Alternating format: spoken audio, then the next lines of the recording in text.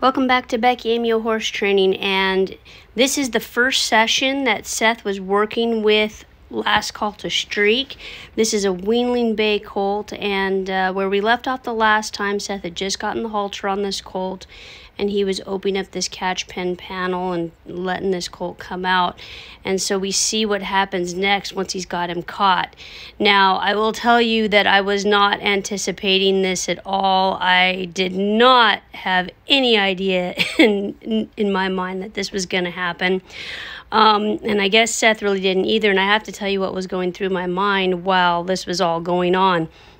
So it occurred to me right when the colt took off that A, Seth has never worked with a speed-bred colt before, and B, he had never worked in a pen this size. Now, this pen is probably 80 by 40. He'd mostly done halter breaking in box stalls that were like 12 by 12 or 20 by 20. And so he had no idea that this colt was going to take off like this. And, well, neither did I, honestly. And he had never experienced a horse taking off at this sort of speed before. You know, that's kind of a little bit of what speed-bred stuff is going to do. That's kind of what I find that they will do when I'm starting groundwork with them when they're 2 or 3 years old, is they will tend to have a big flight to them. And so, all this time we've been talking about, only having one shot at the first time with a horse. And this is his very first experience. And so, what do we do now? We've got him caught. He took off like that as soon as we opened the gate. What are we going to do now to make this better?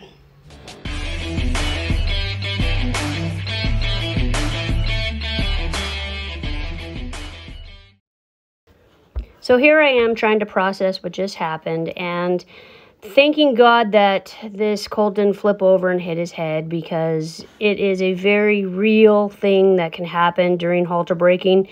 Baby colts like to flip over. They like to go up in the air and flip over on their back, and it's no secret sometimes they kill themselves when they do that.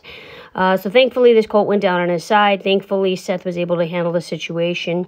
It's not the first time he's ever had a colt, go up in the air and flip like that, and so he did know that he had to take the leverage away from him somehow. And so if you were paying attention, he kind of went down at an angle to keep this colt from flipping all the way over. And, in the back of my head, I was thinking, this is actually a really good experience for this guy. He's got to know that he can fight, but he's not going to get away with it if he does fight.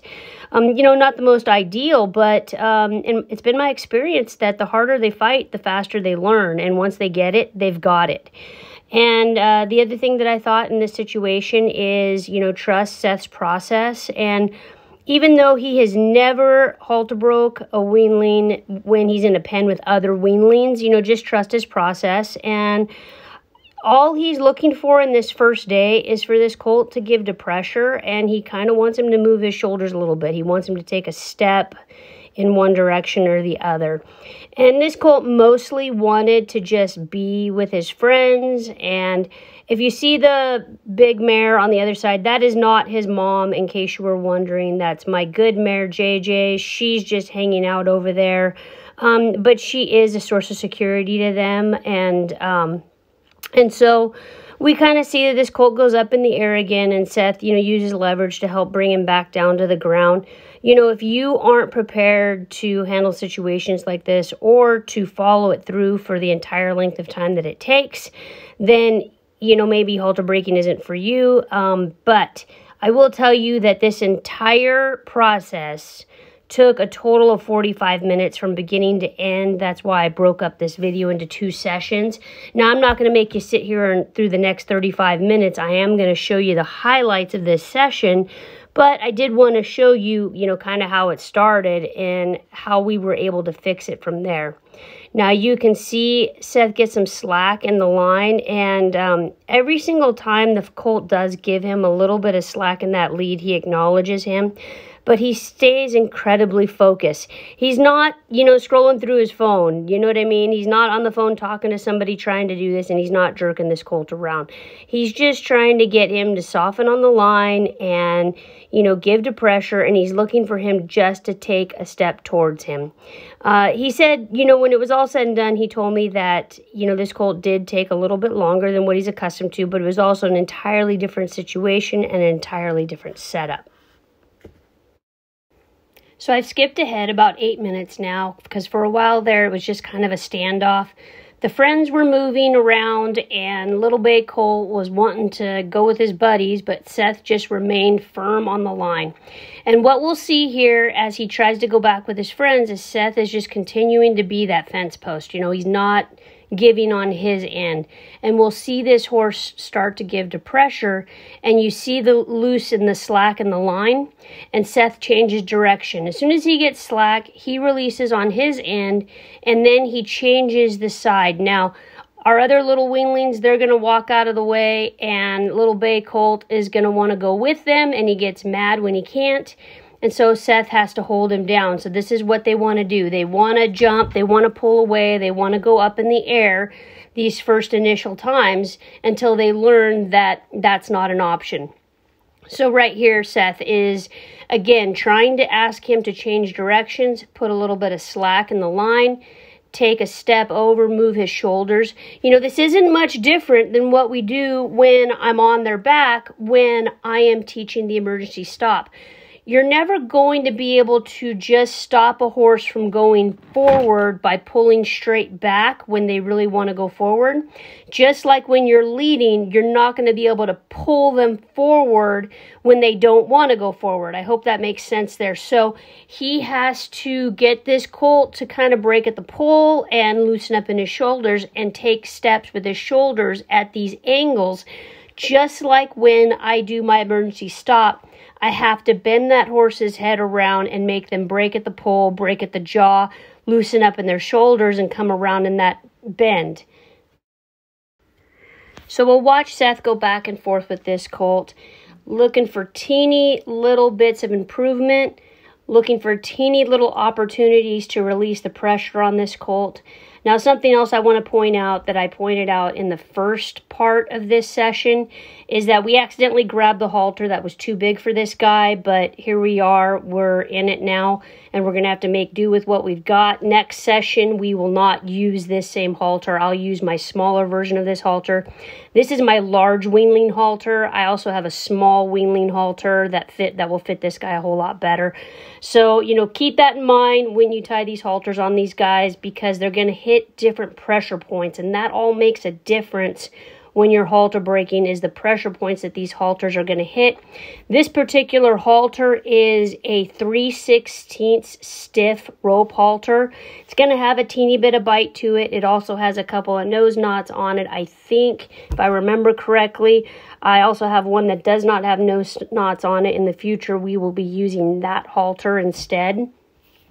So now Seth goes back and forth with this colt a couple times, and he gets mad, and he decides he wants to leave the country again. So he goes up in the air, and he fights the pressure, and Seth is able to pull him back down to the ground. He's able to down-regulate the situation at a quicker pace now than he was, because he kind of has this colt's number at this point, right? And this colt is a little frustrated too, because it's a really warm day here in the fall in South Dakota. The flies are still really bad. If you notice, all of the horses are really swishing their tails a lot. You'll see some kicking out and stomping as he tries to stomp the flies off of his legs. But Seth just stays firm. He just stays focused, keeps tension on that line until that colt gives to pressure.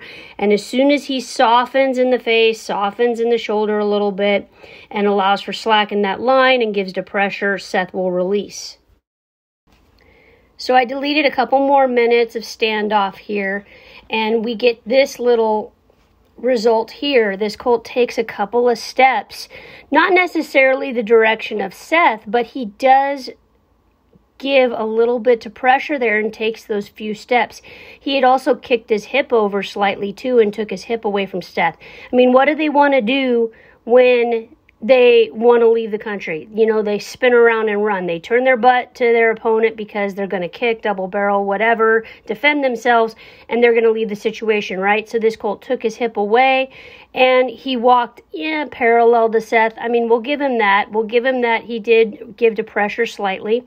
The other thing is this colt has put his head down a couple of times. Now, this colt never did it, but I have seen them and have had weanlings that just flat throw themselves on the ground. It's just like a temper tantrum, like a little kid in the grocery store.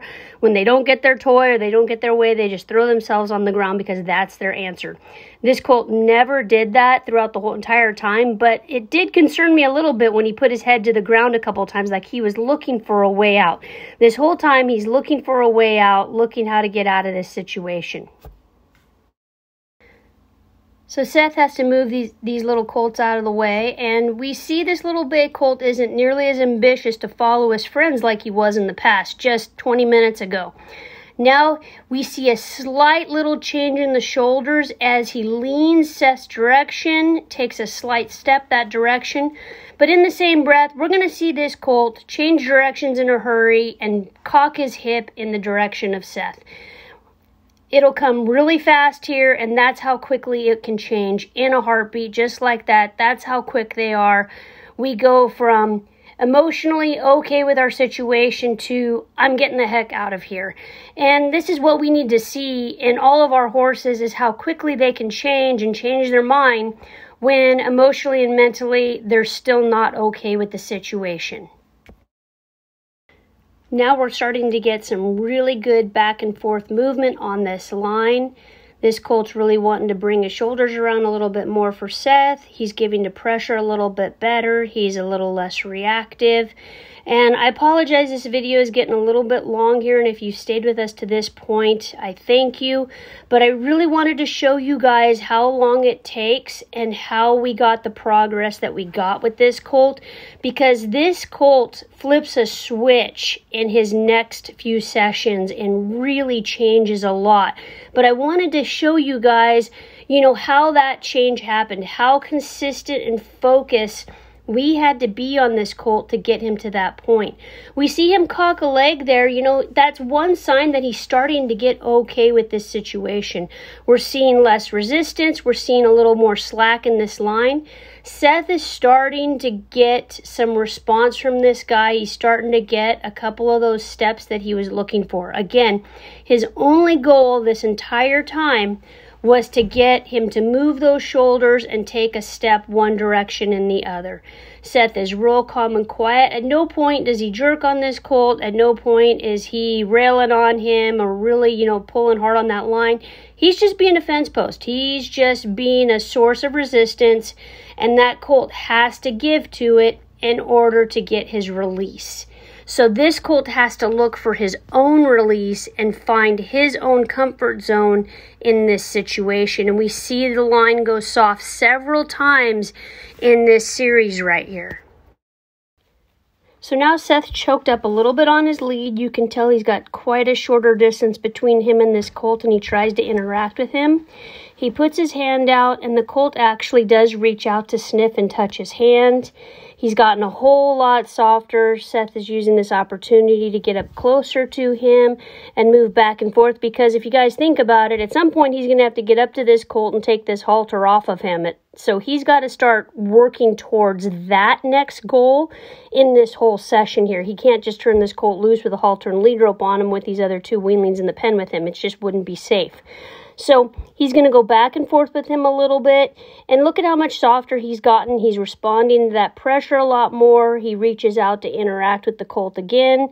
The colt does touch him again. And that's always a positive result that we get in doing this kind of stuff with these horses.